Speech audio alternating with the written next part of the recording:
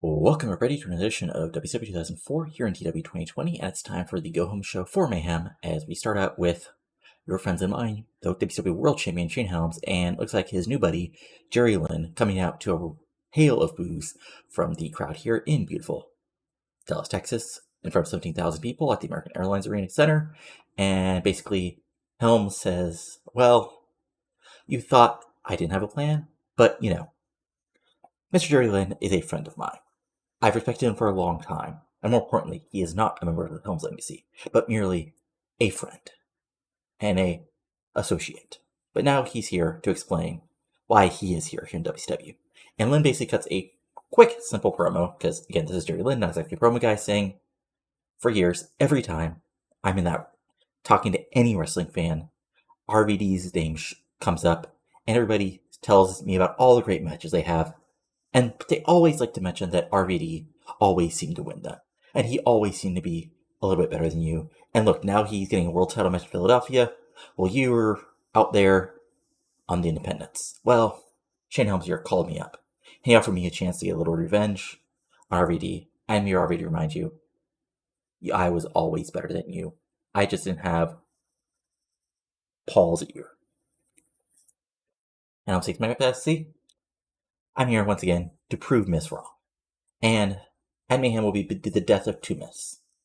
One that meant that weirdo Jeff Hardy had anything to do with my success just because I came up in the same little indie as he did, and that RVD was the great hope of ECW, as Jerry Lynn just explained. Because if you survive Mayhem once Jerry's done with you, Van Dam, then I'm the myth of Extreme once for all in the city it should have been afforded, Philadelphia. Probably mixed pop for that because we're in Texas, but still. And then, and as Helms said, because I am going to be the greatest world champion of all time, and there's nobody, not Jeff Hardy, not Rob Van Dam, not anybody, cue Walk by Bandera, as RVD and Jeff Hardy came out side to side, and, Hardy cuts a quick promo basically saying, yes, whether you like it or not, Shane, I helped train you, and we both grew up together in the small towns of North Carolina, but you're right. I had nothing to do with your success because deep down, you were always an entitled POS with your head up your ass. And that's why you ended up in a boy band before you tried to do something with yourself. RVD cuts and says, but tonight, Lynn, fine. You want to get another chance with me? You want to get only lose to Mr. Monday Night and then he's going to win the world title? It's okay. That's fine, man. But right now, what me and Jeff want to do is want to kick both your asses. So get in that ring and let's have a match. Lynn and Helms, basically say bring it on, and the match is on. So this gets an 88. Ironically, Jeff Hardy's performance was good, but also he did not do well without a script to follow, which actually makes sense because he's charismatic Jeff Hardy, but also it's Jeff Hardy who can't cut a promo. Now I think Death wasn't great, and I put basically Lynn as a cameo because, well, let's be honest here, Lynn shouldn't be doing promos for, I think this was 8 minutes, so yeah, he basically just stood there and looked angry. But then we have the actual match. And yeah, it's basically sort of the match you'd expect here. As in with like great wrestling, good heat, RVD and Jeff Hardy drew Jerry Lynn and Shane Helms in 12:15 when the match descended into chaos. Like, I don't like to do these sports entertainment finishes, A, because the game sort of dings them, but also this is sort of I'm doing this sort of an opener as sort of like one last like build up for Mayhem, but also honestly, like, this is what this match would do. Like, because obviously, like, putting Lynn over would be probably an overness. Not enough overness bump for him, and probably would kill whoever's over to see pinned, and perhaps more importantly, would get one of these guys pissed. But this, this is exactly what you expect. Like, it's a fight. Like, basically, we actually try to split them up. Like, Lynn and Hardy do some stuff, and Helms and Van Dam do some stuff. A, sort of like continue to sell Starcade match, and also just to keep the two people actually facing off on Sunday on pay-per-view, like, from facing off. But for the most part, eventually the two people actually facing off at Mayhem get together, and it's just an absolute fight. Like, there's some flips, there's some dives, but eventually the match spills outside and the ref just calls everything out. As this gets a 79, Hardy gets a 91, RVD gets an 88, Helms gets a 84, Lynn gets a 57, which, not the worst thing in the world. But this gets 79 overall, and post-match, they continue to fight to an 83, and yeah, a little more star power for Jerry Lynn fighting, but still, this gets an 83, and just fight, back until WC officials break everything up, as the answer is put over. Two huge matches at Mayhem between these two men, along with the Mayhem tournament. So yeah, this gets an 83 as we move forward. The announcers. But before that, we get a little graphic, which I forgot to add. A little graphic for our main event tonight, which is a 8-man elimination tag the night after Survivor Series. Interesting, booking by me. It's an 8-man tag match between basically everybody, 7 men who are in the Elite 8 with Brother Ray 9 in the match because there's a face-heel imbalance. And we'll go back to the heels, where basically the heels are basically arguing about which of their basically friends should be on the team. As Billy Kidman is saying, look, I have 2 members of the Triumvirate who can kick some ass. And he's like, yeah, awesome. The guy sent me through a table a couple months ago. Holmes, don't think just because we're teaming up tonight, I forgot about that. So no, I don't want any of your friends on this team. Because you might decide to get a little, take me out even before the main event. And Tank's like, look, I got great guys who are coming up who deserve a shot at the main event like I do. And he's like, no, they need to prove themselves like you have. Well, you kind of have. SA, except you really just got a lot of help from Helms and his buddies. And Tank's like, look, I pinned RVD and Jeff Hardy in 2 matches in a row. When have you done that, Eddie? And look, looks like there's a lot of tension because again, faces get along.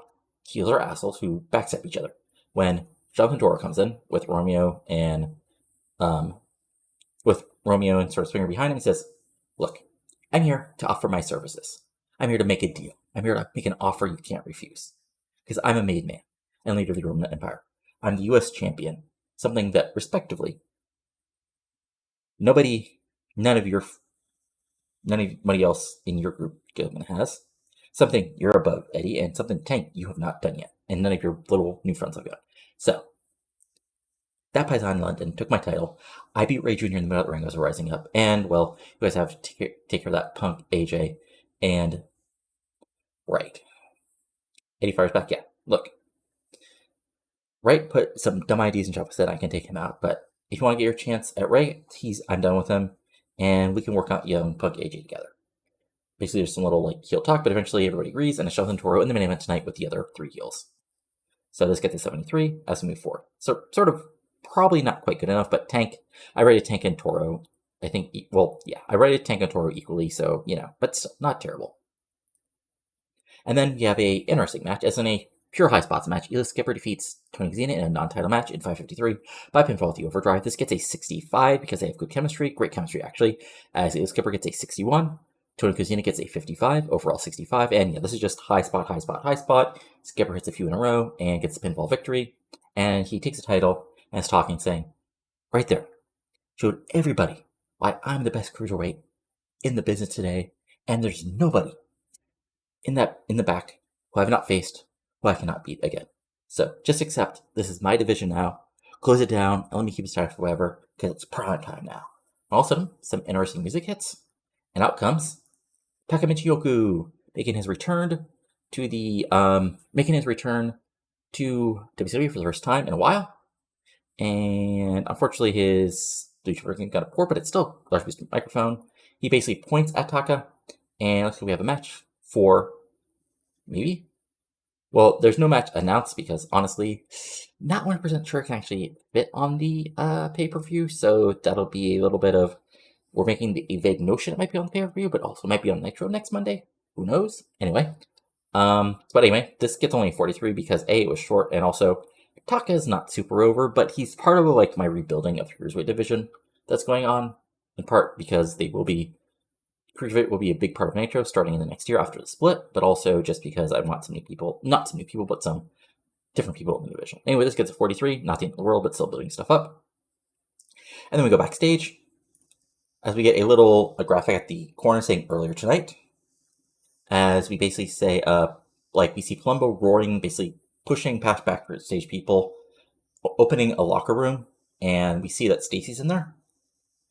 Don't worry, no weird WWE/WCW style catching, because it's a sort of a serious angle, so Stacy's in a regular outfit, but nothing weird.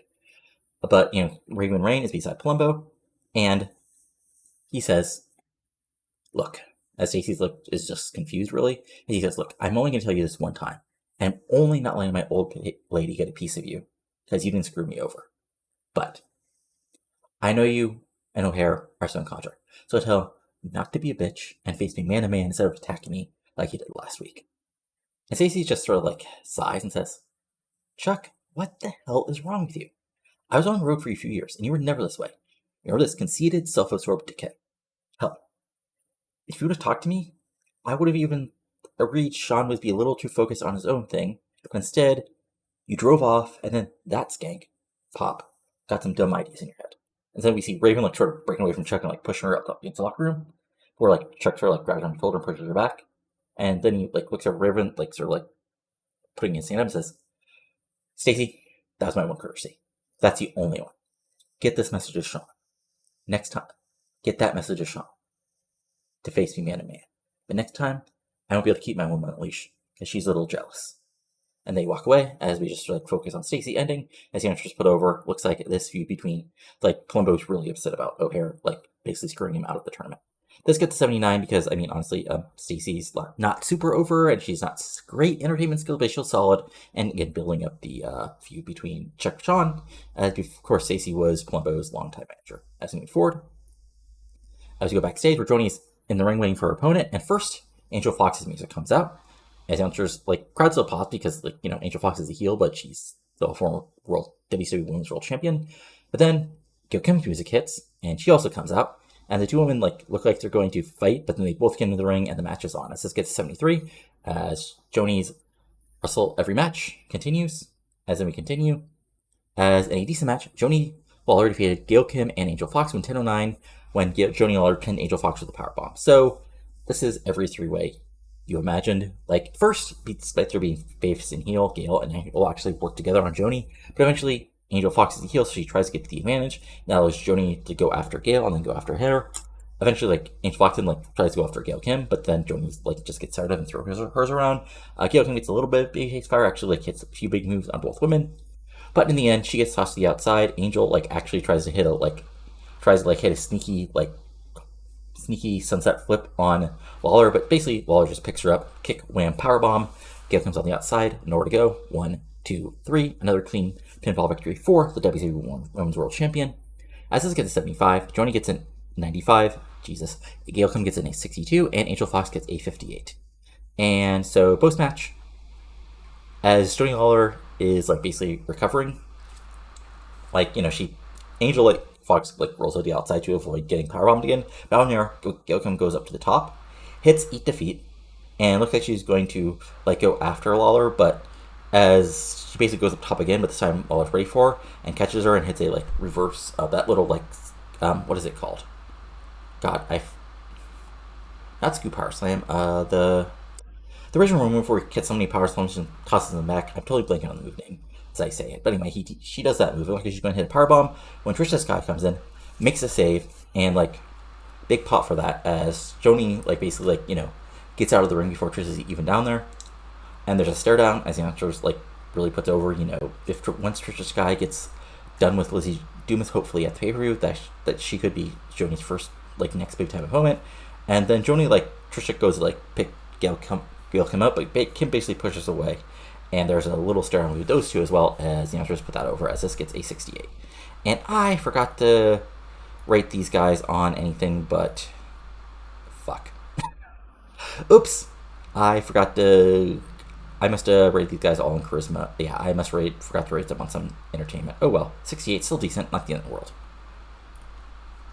And then we go backstage with the baby faces, and honestly, like, there's not a ton here. Like, you know, everybody puts over, you know, they don't care. You know, Toro is basically a scumbag, but he's a US champion, so he's like, you know, he's tough competition, but they're ready for him. But then there's a little tension at the end as, like, you know, AJ Styles says, look, I respect you all, but I'm ready to rise up and win the tournament, no matter who I'm facing that final ladder match.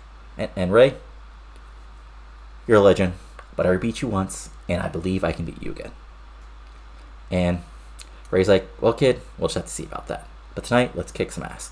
And there's a handshake, and everything's on as this gets an 80. And yeah, I mean, nothing too fancy here, just like baby faces getting together and putting over the big main event tonight. And then you have our semi-main event, which is a really fun match. As in a good match, the Hart Legacy get a big clean win over the Silver Sea Rollers in 10-11 when Teddy Hart pinned Cash with the open heart surgery. So this is like, you know, heels working over both Teddy and Jack early. You know, Jack selling, Teddy getting the hot tag near the end, getting some wacky high-flying moves, Jack recovers, double team moves.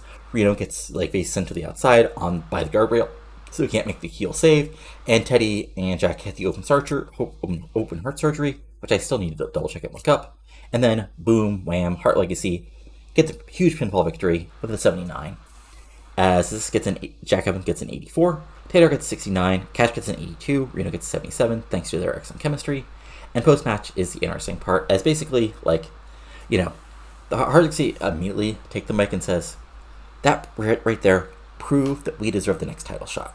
And that, of course, makes AMW come out and say, "No, wait. We beat you guys before, so we're the number one contenders. We deserve the title shot." And then, Cash takes the mic and says, "But no.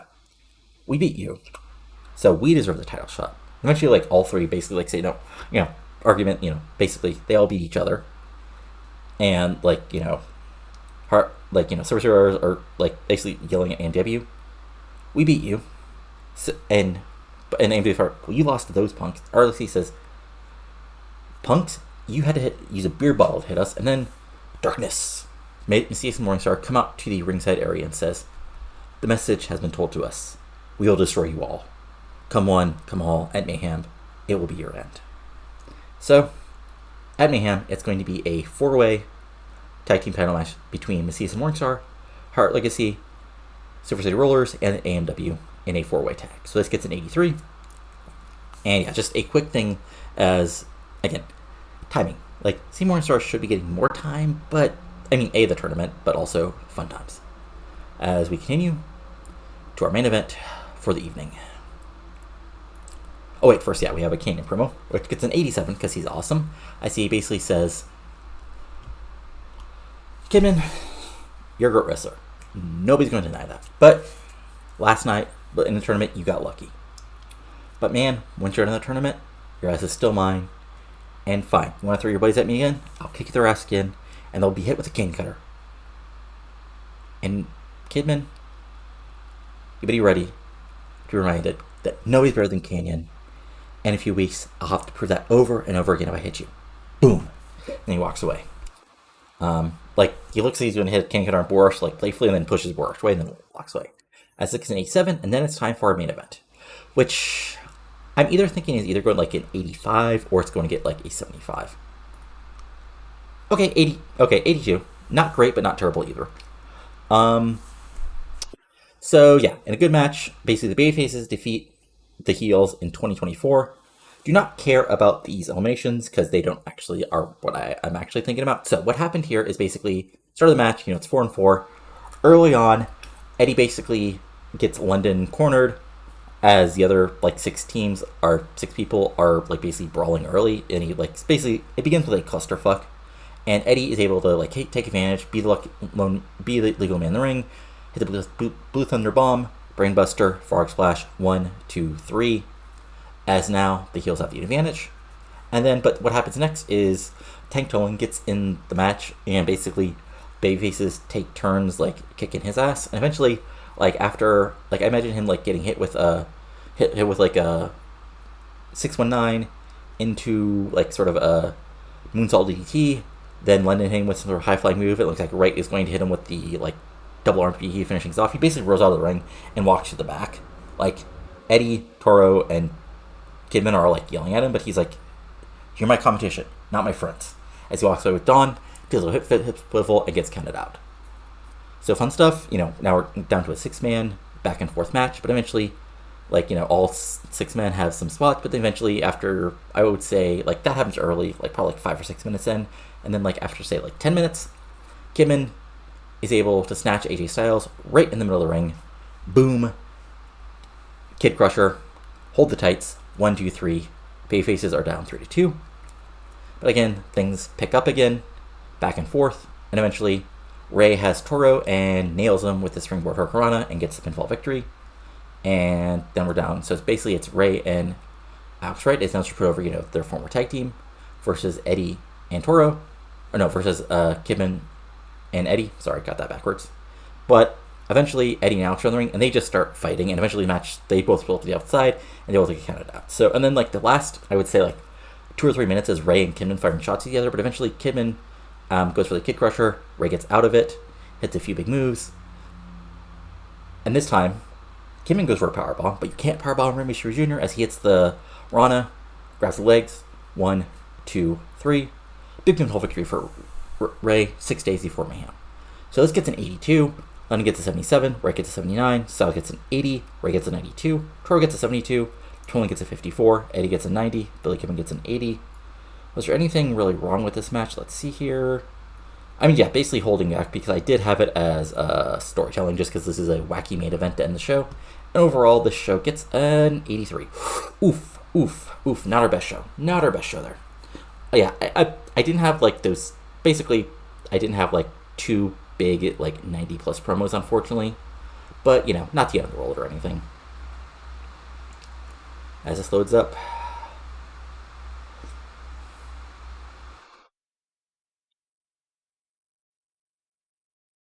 Yeah, hirings as this continues to load. Loading. There we go. Okay.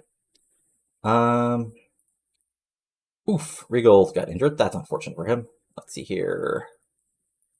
Yeah, okay. So I'm not going to show you guys the what's the word I'm looking for here? The actual the Raw results because they had Survivor Series last night, so I just want to go over everything in one shot with you. Thought I'd have to wait after Revolution, which I'll go over with you guys in just a moment. So I'll be back with that in just a second here. Alright, and welcome everybody to Revolution, live from the Austin Frank Erwin Center in beautiful Austin, Texas. So we've got a sold out crowd of 15,000 people just a few days before Mayhem, and we start out the show with basically announcers put over that it's going to be Booker versus Jeff Hardy tonight. And, you know, put over that Jeff Hardy wants some competition up until his title match. Now, you may be thinking, this is a dumb idea to do as a Booker because Hardy might get injured, but hey, you know, gotta have a good main event that's not just wacky guys teaming up for the people in favor because I've already done that. And also, you know, it'll be a good match, so why not? As this gets 69, and then we go up to our opening match, which is going to be basically, that said, wacky tag partners teaming up, because again, I'm already doing that tonight along with Monday, as basically it's all the people, you know, all 4 teams involved in the big 4-way tag match at the pay-per-view teaming up, as we got Morningstar and James Storm teaming up versus Taylor and Cash. And as you expect, the heels and babyfaces don't get along. Well, James Storm at least gets along enough with Morningstar to get the advantage, and after some fun spots, because, you know, these are all 4 good wrestlers, even though Morningstar is playing more of a character than, like, his pure, like, great wrestler character. But he gets to do some moves, hit the best moves all ever. James Storm does some brawling. Eventually, like, Cash just, like, goes on the attack versus Storm and Morningstar, but then, like, tags in Teddy, walks away, and then as Teddy is, like, upset, he walks straight into it, and 8-second right from James Storm, and he gets the pinfall victory as it gets a 78. James Storm gets a 71, Morningstar gets an 87, Cash gets a 79, and Teddy Hart gets a 70. And post-match, basically we get everybody involved as Cash comes in to start the beatdown on Teddy Hart, but Morningstar then goes after Cash because, you know, why not get some fun in? And then that eventually just brings in everybody from all 4 tag teams, and we got all 8 guys brawling, but eventually Macias just, like, starts wrecking fools, you know, chokeslam for Chris Harris, chokeslam for Teddy Hart, chokeslam for Cash, like, chokeslam for Chris Harris, you know, everybody. So that basically gets everybody on the team to actually team up and go after Macias, and before the officials finally break things apart, as the Andros put over this big 4-way huge cluster of a tag title match coming up at Mayhem as this gets an 81. And Jack Kevin's gimmick is getting stale, which I think I already knew, but I forgot to fix before. So let's just note that to ourselves. And then we go backstage with Booker T cutting a hell of a promo. I see, like, Sherman says, "Tonight is my opportunity to remind everybody why Booker T, the six-time WCW World Champion, should not be forgotten about. Yeah, that punk AJ Styles got lucky, but tonight, Jeff Hardy, you're reminded why I beat you before and why I can beat you again. So, when you get that world title match against Shane Helms, just remember, if you get lucky and beat him like you got lucky before, I'll be ready for you at any time. Because Seka, this is still my company, and Booker T is still the best in the business. Can you dig that?" So again, putting over the main event tonight, and just remind people like he's still Booker T as this gets 100. And then we have it interesting, as in Joanie Laurer's final match to, like, basically get off Mayhem. It's almost like I have no room on the show for this or something.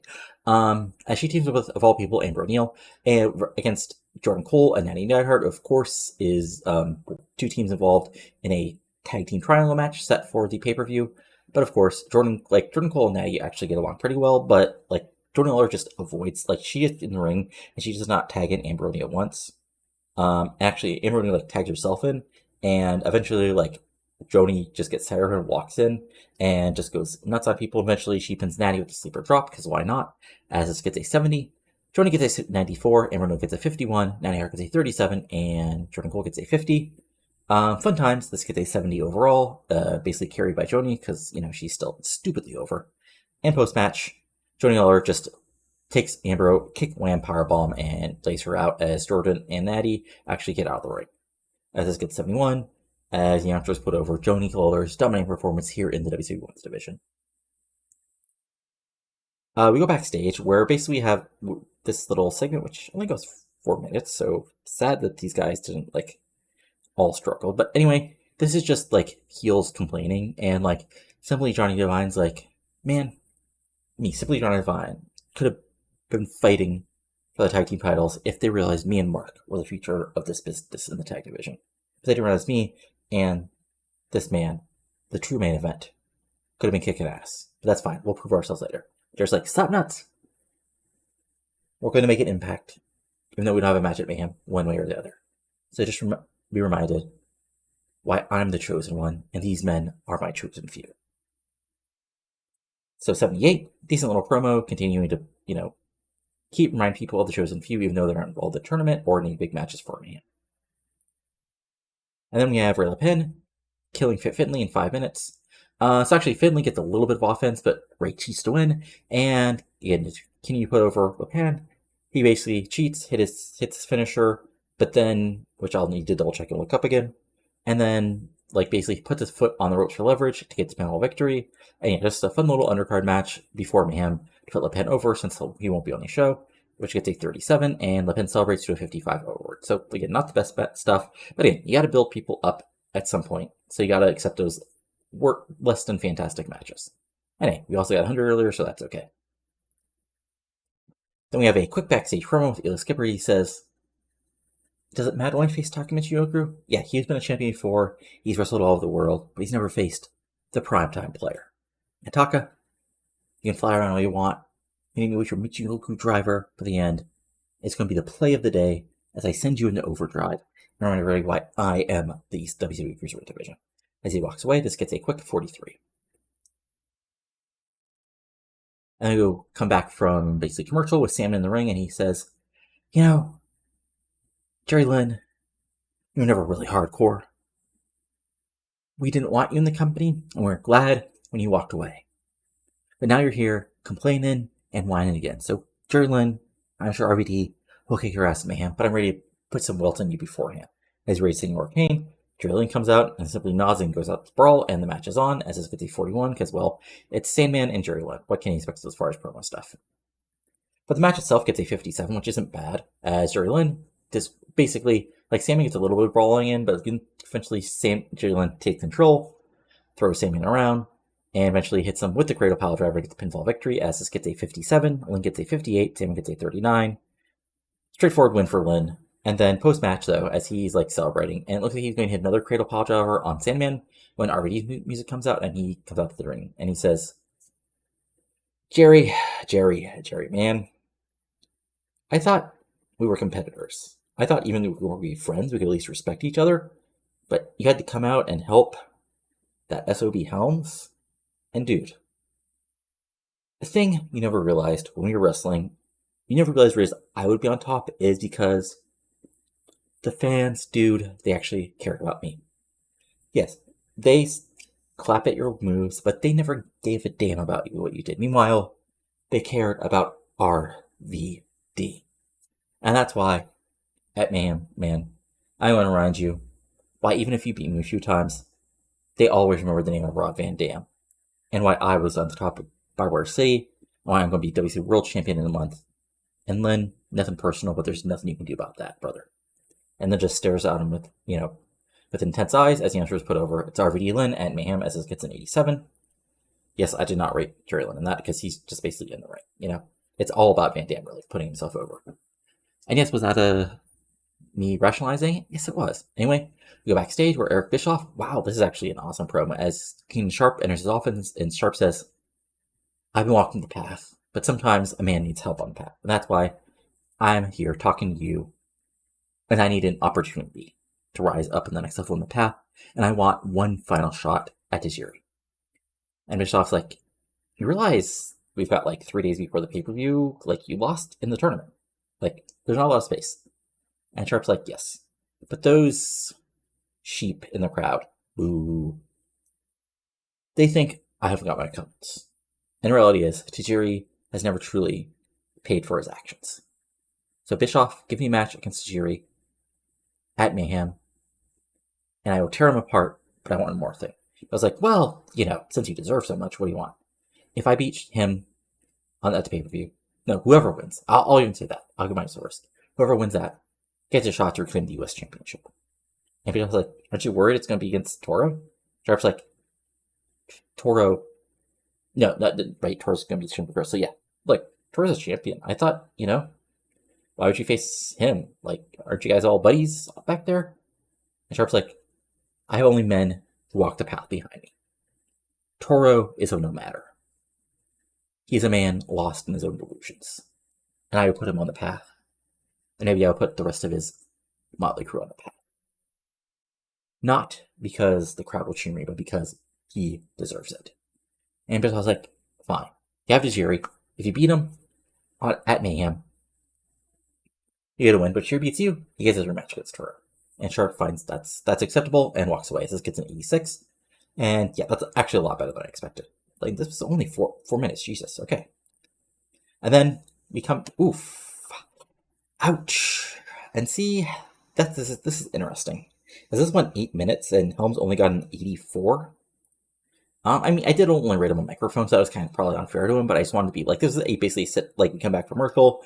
Tanae, who's the announcer, says, I spoke earlier, the old TNA thing with him, as he spoke to Shane Helms, and Tanae plates over, he is, against the odds of many, the WCW world champion, but you probably feel you are getting respect here.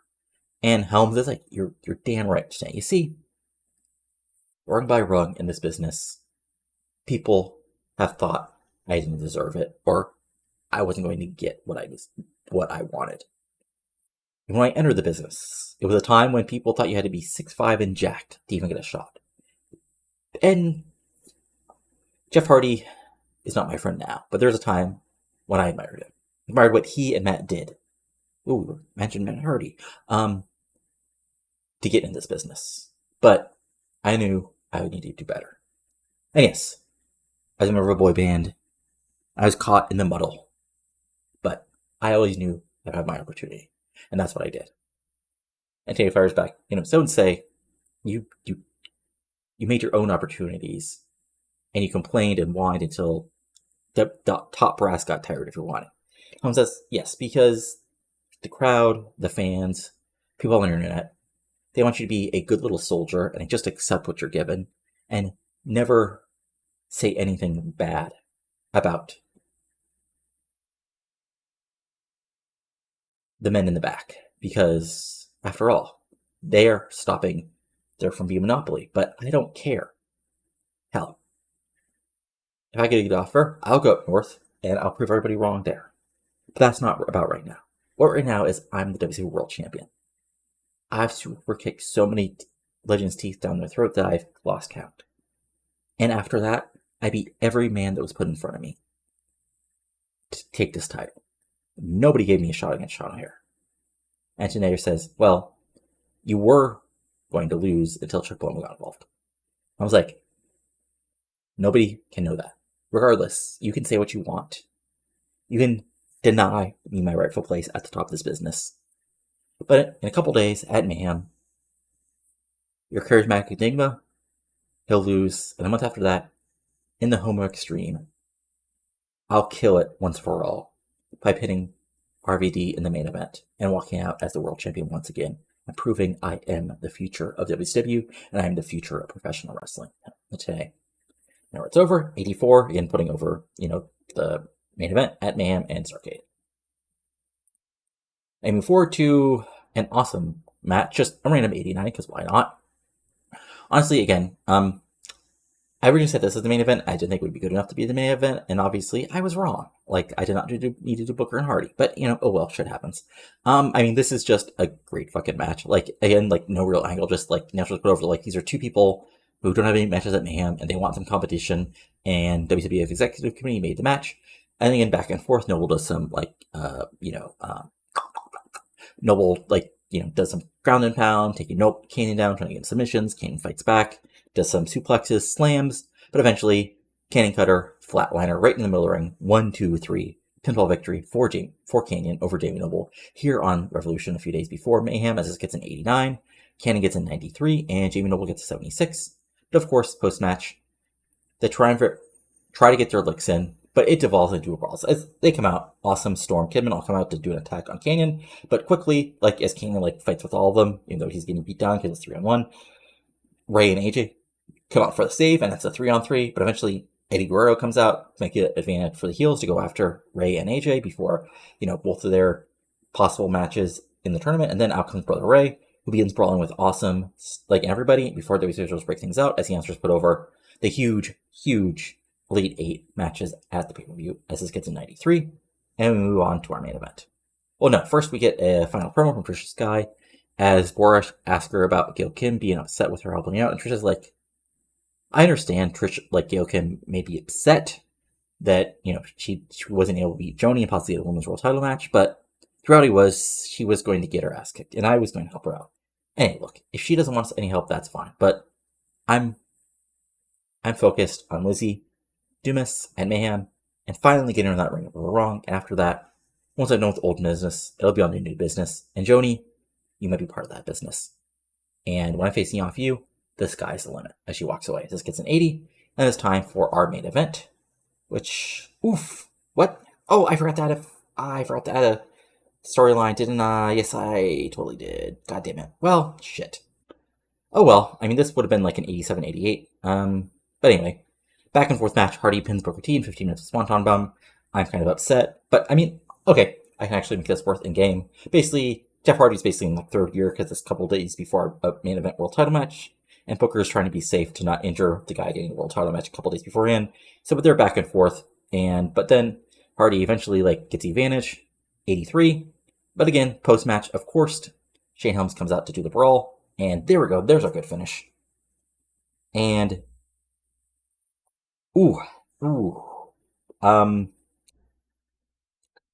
again, you take risk on the final show of the pay-per-view, even though you shouldn't, and shit happens. And yeah, you can see that, guys. Hopefully, it's a couple day injury. Anyway, so brawl, but eventually Hardy gets Helms on a table. He goes up to the outside, Swanton through the table. As a show ends, the announcers put over if that happens. At Mayhem, we have a new world champion and a huge change to the main event. And this gets an 89 overall, and let's go forward. I mean, that can't be enough of a victory to knock Helms out of the pay-per-view. I mean, if that knocks Helms out of the pay-per-view, I will be that's my own fucking fault, but let's just see actually what happens here. I'm sure, even if it makes the main event not as good as it should be, again, not the end of the world. Shit happens. Let's see here. Okay, cool. Let's see what a few days is. Oh, literally 3 days. Okay. Which is the pay-per-view? 2 days? No, okay, he should be okay. Okay, that's fine. Anyway, guys. You didn't even wrestle tonight, Rob, okay? Anyway. So, yeah. One last storyline check before I go everything else. So Beautiful Violence, which will be the Angel Trisha Blowoff, is at a 68. Building Under, which is the tag team, is at a 78. Causing Rift, which is the women, is at a 61. Choosing Violence is at an 84. Families of Pain, which is at a 78. Joanie Syndrome is at a 54, mainly because I forgot to include her, but, shit happens, what can you do? Masked Empire is at an 80. Mr. Starrcade is at an 84. Natural Born Enemies is at a 78. Still need to be for the fart. Next Man is at a 92. And Tournament Throwdown is at a 70. So, again, tournament. Lead 8. Tank Dolan versus Brother Ray. Eddie Rowe versus Alex Wright, Maestro Jr. versus AJ Styles, and Billy Kidman versus Paul London. And before I bring it to pre-booking, I'm going. So then, for the rest of the show, we've got what you just saw booked on the main event, or on the show prior, which is Keenan Sharpe versus Tajiri, where the winner will get a U.S. title shot, probably on Nitro. We got Trisha Sky versus Lizzie Dumas. Finally, a one-on-one match between these two former WWE competitors, RVD versus Lynn, and Jerry Lynn's attempt at revenge at his longtime enemy, RVD. Shane Helms versus Jeff Hardy for the world title. We got the four-way tag match involving the Seas and Morningstar, America Doesn't Wanted, Reno and Cash with Silver City Rollers, and Hart Legacy for the tag titles. And we've got a three-way women's tag match between the team of Celine Cartier and Jordan Cole, the team of Nadia Hart and Roy Jonah, and the European Disunion of Native Cult and Messina Busick. And that'll be our show. But then let's look at what WWE has done. So, for you other companies, I'm always bad at this. Okay, so WWE, first let's go over Survivor Series. In front of 87 zillion people. Anyway, let's go on the show. So, Trey Slice defeated Jamie Keys in a random 44, which is horrible. Spike Dudley defeated D'Lo Brown in a 67. Al Snow defeated CM Punk in a 68. CM Punk will complain about this on a interview with Colt Cabana in 10 years. Viscera defeated Grandmaster Sexy. Sure. We had Shaniqua defeated Sleeta Myers for the women's title to retain it. We had Molly Holly defeated Terry and Elizabeth Love in a triangle match in a 81, which I think was, basically all Molly Holly. We had the Outcasts retain their tag titles. That's Reno and Dreamer defeated Leviathan and Kane, the Gals of Bruja, in a 77. And that's good that they're actually being teamed together. We had JBL defeating Val Venus and Shane McMahon to retain the IC title in an 89. So what I imagine this is like JBL Val Venus with the build-up match, but then on like the actual pay-per-view, here comes the money starts up and says he talked to Dad and he understood in this match. And fun match. Shane gets a 93 because, I don't know, Shane McMahon in this save. Who knows? But Triple H randomly defeating Taz in a 94, even though Taz is basically just a commentator now. Brock Lesnar defeated William Regal and Christian in a three-way 99. I mean, I can sort of imagine this. Like, I'm sure Regal can do some stiff shots. Christian can beat Christian, and Brock Lesnar can beat Brock. Then we had two very weird matches. So in the semi-main event, we had Rikishi, Big Show, and the Shawn Michaels defeating DDP, World Champion Chris Benoit in the semi-main event. I'm sure the online would be very upset about that, and Kurt Angle in 100. So that's, and then in our main event, which even though it's not like it doesn't say it's an elimination match, I'm saying it's an elimination match. We had the very interesting team of Edge, Steven Richards, Mick Foley, Devon Dudley, and Shelton Benjamin defeated The Undertaker, who's a babyface, Scott Steiner, Hall, Orton, who's a babyface, and Saturn. So what I imagine is basically this, actually Edge, I would imagine this is a wild card match that basically turned in sort of like an ECW, like Mick Foley wanted to bring some people from ECW and people who he thought had some ECW heart in them against people who didn't like ECW. Even though there were babyfaces, I'm not really sure why the game booked it like this, because these guys this is like a random 10-man tag with people who are like from different sides of the, it's very odd, but I'm just trying to do some in-game booking. Anyway, we had Raw, including Billy Gunn defeating Al Snow. So Billy Gunn is better than Al Snow, who's better than CM Punk. Something else from the wine about. Roland Regal defeated Nick Dinsmore, but unfortunately Regal got injured during this match, so he'll be out for a couple months. We had Raven, DDP, and Hall defeated Steven Richards and Bump and Grind in 77. Edge won a squash. Kane defeated Christian in 82. Big Show defeated Vampiro in a 94. Brock Lesnar and Triple H defeated The Undertaker and Shawn Michaels in 99, because of course they did. Then they had SmackDown, where we had Raven and Scott Steiner defeated Saturn and Al Snow. We had Kurt Angle winning a squash. Brock Lesnar destroying Blue Boy. I mean, I can imagine a scenario where Brock Lesnar versus Blue Meanie is 95. What I imagine is Brock Lesnar suplexing Blue Meanie to death and then him in a 5. JBL, GDP, and Scott Hall defeated Christian Bumgrind in 86. Vampiro defeated Steven Richards in 83. Jesus, that was something man. Okay, and then Chris Benoit and Triple H teamed up to defeat Undertaker and Edge in a cage match. Sure. And then I got it right in 90. So that's what they've been doing. For other stuff, again, first are DevFed. Let's see here. Chance Profit due to Matt Cross in a 46. Tony Jones and Claudio lost to Ken Cole and John Phoenix in a 50. Lazarus defeated Matt Morgan.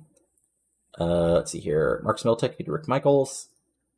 And Jason Cross and Shane Bella defeated MJ Cassarelli in 69. And then on the weekly house show, stuff you guys, Double C and Lashley teamed up again to lose to Dakin Briggs and Kento Suzuki. And yeah, Claudio's already up to a 60. Jesus. And so Chance Prophet defeated Ryan Drago in a 53. Jimmy Rave, Trevor Rhodes, and Roman defeated Rambola, Ortiz, and Daz. Tomko defeated Keith Walker by DQ. Tony Jones defeated Akabono. Yes, that's a match that happened in this reality. Seekers of Sin defeated Shannon Bella and Marcus Peltek in a 68.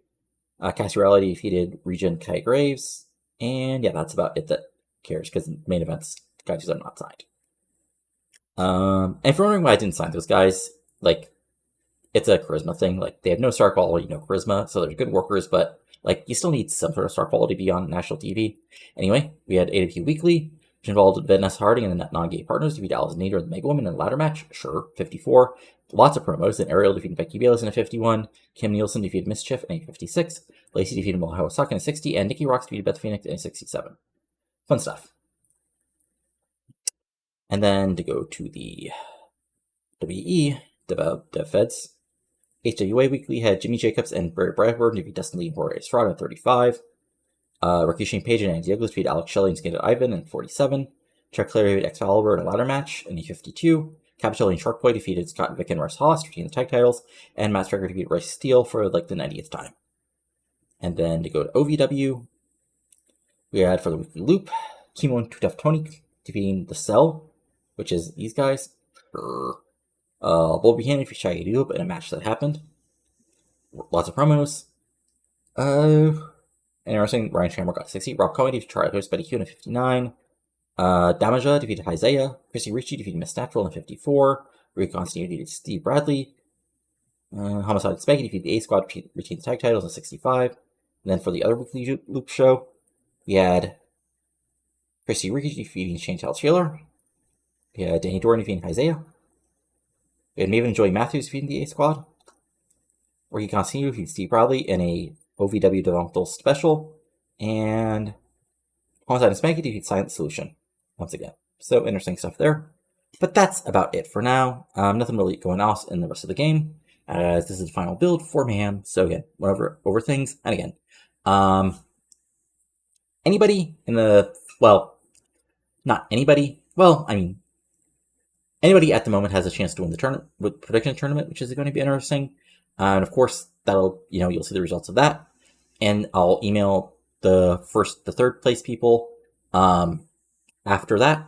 So expect an email from me if you finished 1, 2, or 3. And, that's it for now. So if you enjoyed this, go ahead and like, comment below what you're liking and not liking. And of course, subscribe to the channel for this TEW 2020 content. It's about all I'm doing right now. Might add some more stuff, but I said that before and not done it. So who knows? But that's it for now. So talk to you later and adios. Have a good one.